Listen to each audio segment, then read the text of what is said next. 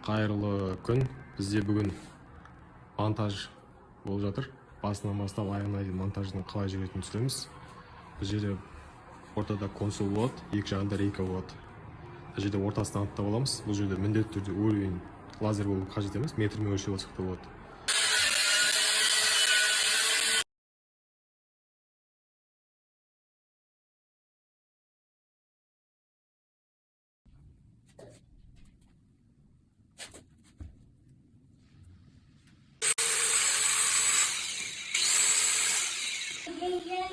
Бізде установка почти бітті.